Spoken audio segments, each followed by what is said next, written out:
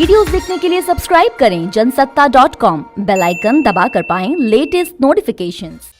Ukraine में बड़ी तबाही की तैयारी में पुतिन। यूक्रेन की राजधानी की तरफ चला 17 मील लंबा काफिला।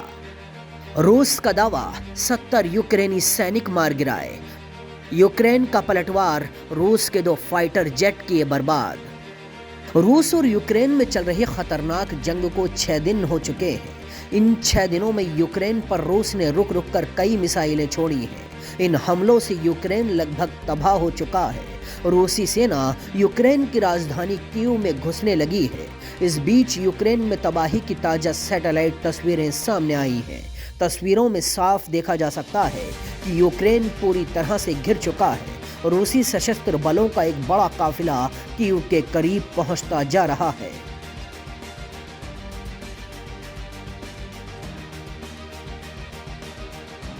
शुरुआत में जरूर माना जा रहा था कि रूस कुछ ही दिनों में यूक्रेन का सफाया कर देगा, लेकिन युद्ध के 6 दिन बाद भी यूक्रेन अपनी सूझबूझ से रूस के सामने डटा हुआ है।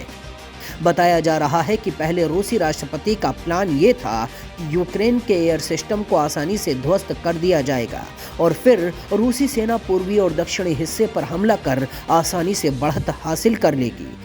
इसके अलावा उसकी रणनीति में राजधानी कीव पर कब्जा करना भी शामिल था, लेकिन 5 दिन बाद भी रूस की ये रणनीति जमीन पर फेल है।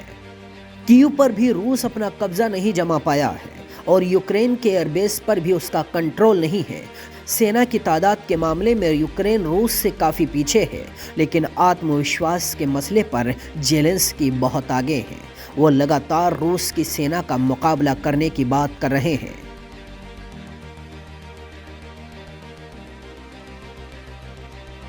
पुतिन यूक्रेन को जीतकर यूक्रेन में अपनी पसंदीदा सरकार बिठाना चाहते हैं।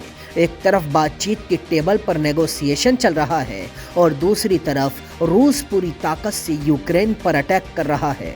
अमेरिका समेत दुनिया के तमाम देश रूस को बार बार चेतावनी दे रहे हैं, लेकिन रूस किसी की भी सुनने को तैयार नहीं है।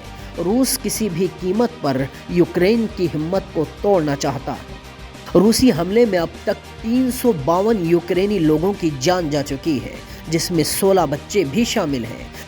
फ्रांस ने यूक्रेन में अपनी एम्बेसी को कीव से लियो में ट्रांसफर कर दिया है।